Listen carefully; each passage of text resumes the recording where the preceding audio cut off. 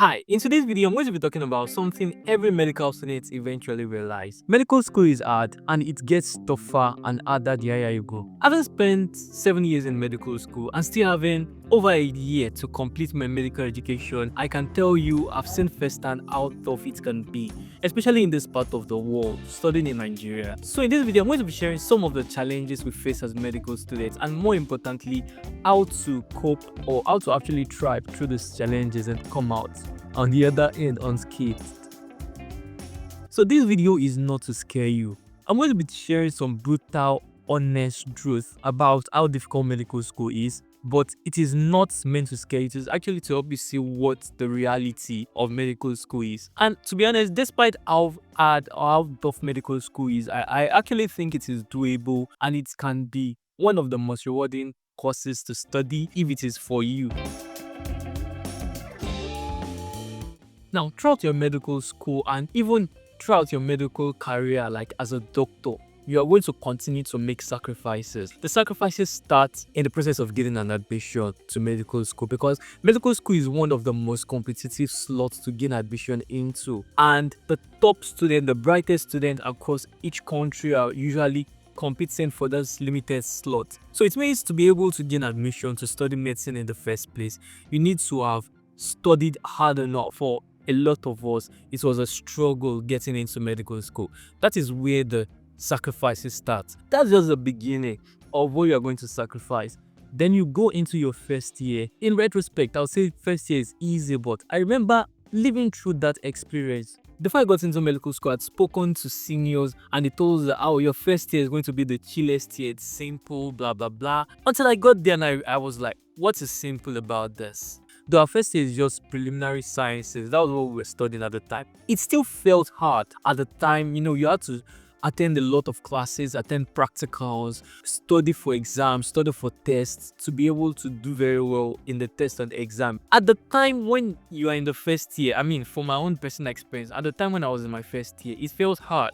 And then I got into the second year. That is when actual medical school work starts. That's when you start learning anatomy, physiology, biochemistry, the basic medical sciences. And you just look back at your 100 level experience and say, oh, I thought that was hard. This is hard.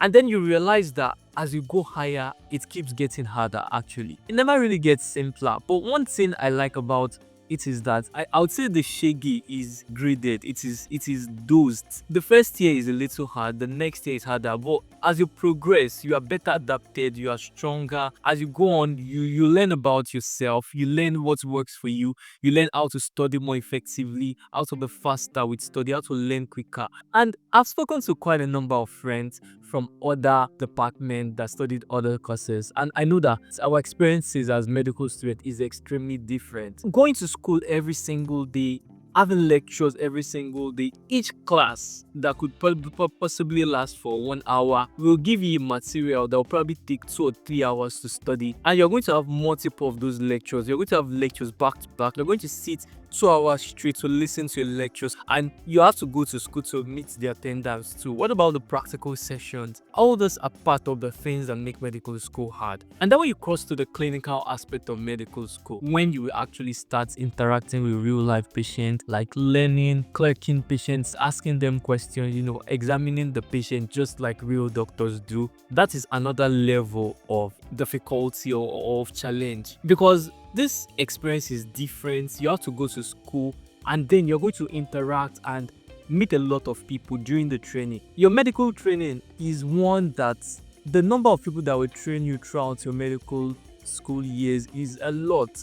You're going to be trained by lecturers, by doctors, you're going to be trained by nurses, non-teaching staff even. Like, there are different parts of your medical experience that you have to encounter all these different people. Another thing about medical school is that, when you are interacting with a lot of people, a lot of lecturers, professors, doctors, senior registrars, house officers, like different people at different levels of their career. We are not going to be so sure of the best way to deal with each of them because different people have different ways, they have different expectations, they have different things they want each medical student to do. And sometimes it can be quite daunting to approach these people. And I think This is something that will happen to every single person that passes through medical school.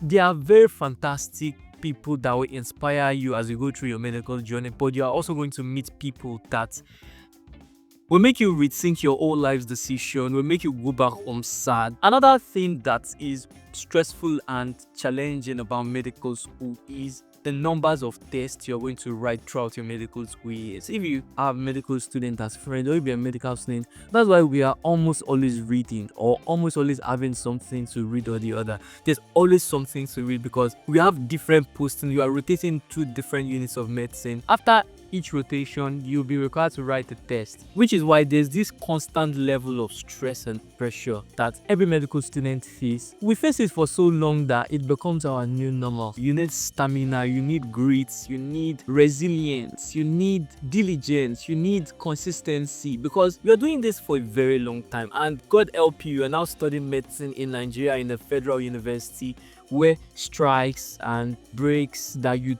don't ask for. The medicine that is already long before, you're going to have extra years added to your year, and it just makes it really, really tiring. And while you're in medical school, especially when you're getting towards the end, you're going to notice that your peers that got admission with you at the same time, your friends, they're already getting out of school. Some of them would have graduated several years before you, done their masters, having good jobs and making a living, whereas you as a medical student, you're still in school, probably asking your parents for allowance, and all the sacrifices can be sad, it can be frustrating a lot of times. These are just a few of all the challenges you face in medical school. Medicine is no longer as glamorous as it used to be. This part is even more discouraging lately, especially for medical students now. I've spoken to quite a number of my friends. Before medical school, there is this way we see doctors as this is a liberating job, this is the best profession to do. By the time you get into medical school, especially in this country, and by the time you get closer to becoming doctors, you're going to see that it is not really as pretty as it seems from afar. And I think things have gotten worse than they used to be. When I listen to some of our lecturers talk about their own medical school experience, you realize that for them it is a little different than what it is for us. And I think this is due to the decline in the economy, like inflation that happens. Like this actually affects everybody. The thing about medicine is that medicine requires a lot of your time, attention, it requires a lot of your resources too, that for such a cost, I think the least it could do for you is to ensure that you are well taken care of, and then you don't have to worry about basic resources, you don't have to worry about surviving because you are spending your whole life in the practice of medicine. But I think the way the economy has gradually declined over the years has made it more difficult for doctors, and it's apparent. You can see how much the jackpot syndrome has been lately. Like a lot of doctors in Nigeria are emigrating. They are living for greener pastures in countries where they could be well paid for their services. And you know, the ripple effect of this is that the little or the few doctors that are left in the country, they have to do way more work because there are like fewer people, and our population, the Nigerian population, keeps increasing rapidly. Like we have very large population than resource for the population. So the doctors left are mostly overworked and the pay is not still commensurate. And now, as medical students, closer to your medical year, seeing how much work you are putting into the medicine in medical school, and now looking at the doctors who are already doctors, probably doing their residency training, most of the time, we don't look at them and say, oh, I actually asked some of my peers this question recently, like, do you look at doctors practicing and be like, wow, this is the kind of life I want to live in the next few years?